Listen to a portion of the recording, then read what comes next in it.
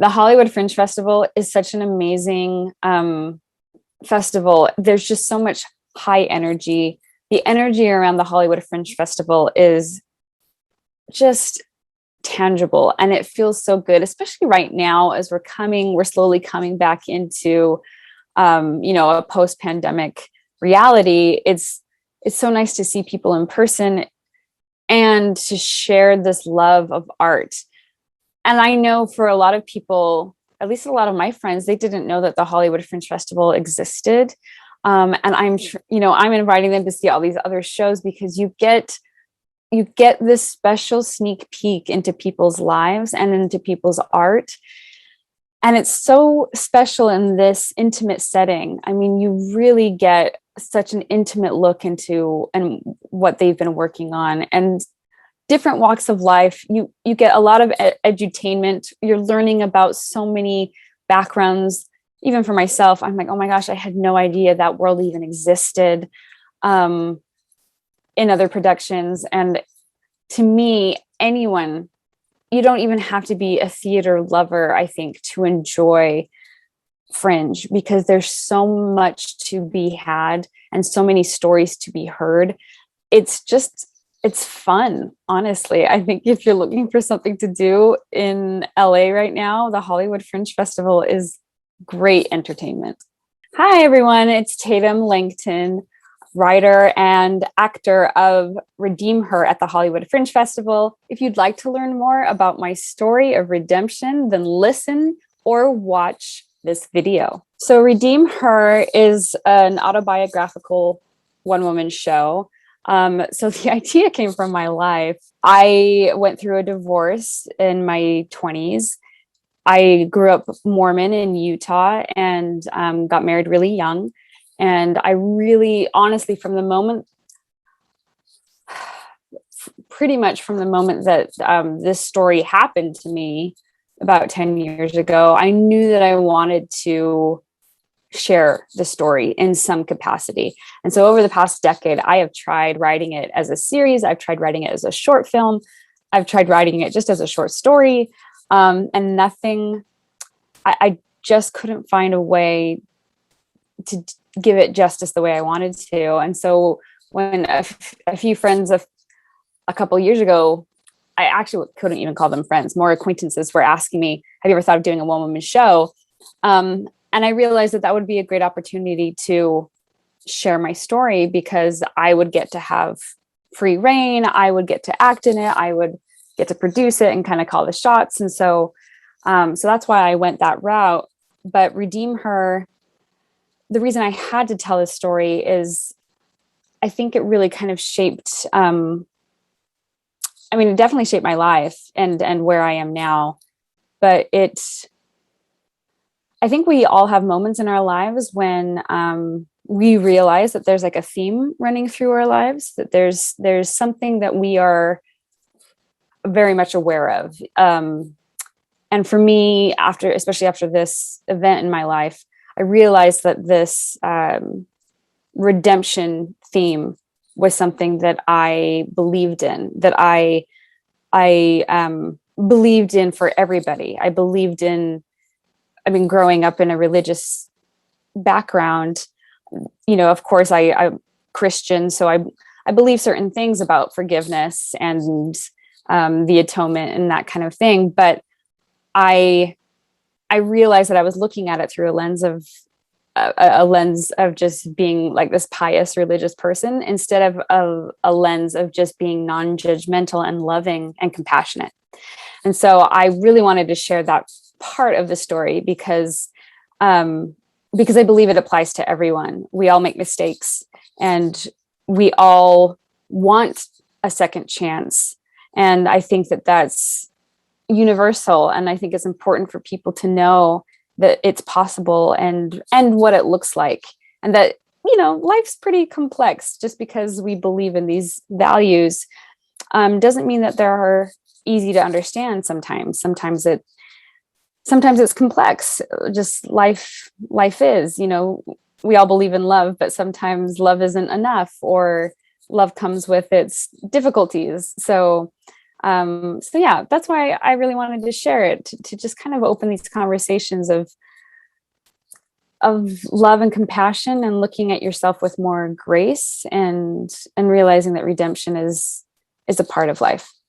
Play first starts with kind of catching the audience up with what's going on, in the form as like a one-woman show, because a lot of my audience hasn't seen or even knows what a one-woman or solo show is. And so I very quickly catch people up with, okay, there's going to be lots of characters, and I go straight into just quite a few characters, explaining what's going on. We start off in a church, a Mormon church that's meant for single adults. We start there, and very instantly you find out that that I have committed adultery, and the question is asked, kind of, how could someone judge me because of that? So that's within like the first, few minutes that you find that out. So I kind of already put forth at the beginning the issue. So you don't find out, halfway through. You already know from the beginning what's the issue is. And then I take everybody through the arc of how I got there, and kind of making the judgment as I discover for myself, how is it that I could have wound up here? I invite the audience to kind of go with it through me and judge for themselves what that means, how a person could come to that point, and then are they worthy of being redeemed? So yeah, that's kind of the arc that you follow. I really hope that the audience gets, so my favorite kind of writing is when there is a little bit of dark humor. I don't know why, but I'm just attracted to it. And I love it when an audience can laugh and cry almost instantaneously. I just, maybe it's because I just love that sensation myself. When you can laugh at a situation and at the same time feel deep compassion. And I think that those are the most moving moments in life. And so I hope that happens. And so far I had my preview on Saturday, and so far that seems like it is happening, which I'm grateful for. But as far as like what the audience gets out of it thematically, I really do hope that they have more compassion and grace for themselves, but also for the world around them. I think that especially right now, there's just so much going on. We're all under so much stress that I think there are a lot of us that are demanding out of our world these absolutes, or, something that's just, absolute, instead of realizing how complex the world is. And I hope that people see from my show how complex the world is, and have more grace and compassion for not only others around them, but even for organizations, and religions and people, and that are trying to figure it out themselves. Like we're all just trying to figure out this complex life and how to navigate it. And it's difficult. It really is. I love the Hollywood Fringe Festival, and I really hope that people come to see my play at the Fringe Festival, because this is its world premiere. This is the first time I have put this show up. Right now it is in its raw infancy, and there's something so special about that. I've already felt it in my preview. This is me sharing the story really on a wide scale for the first time. And I don't know about, everyone, but I definitely feel this excitement when I get to see something for the first time, when I get to say something like, I saw it when it was at the Fringe Festival, or at Hollywood Fringe Festival. I saw it when she first premiered it. Because I am taking this beyond the Fringe Festival. I'm excited to be able to do that. But I think there's just a special quality right now, because it's so new and fresh, that I highly recommend seeing it now, because it probably will change over time. I already have little things that I just want to add, or, whatever. But right now it is what it is. And I think it's really special for people to see now. So I have already performed a preview of my play for the Fringe Festival, which was lovely. I honestly don't think it could have gone better. And what I was looking forward to, honestly, for that first performance was just finally doing it. I think all of the, what I don't think that most audience members realize is all of the work that goes into it, especially since I only started really putting work into this in April. And then really in June. A lot of focus has gone into creating this play. So for me, it was just kind of this release when I finally performed it to be like, okay, it's out there. Now I can relax because I know that I did my best, and I know that that this is what it is for now. And what I'm looking forward to in performing these last few shows. I'm looking forward to now doing it with just a little bit more relaxation and letting the audience take from it what they will. But yeah, I always just look forward to sharing it with people.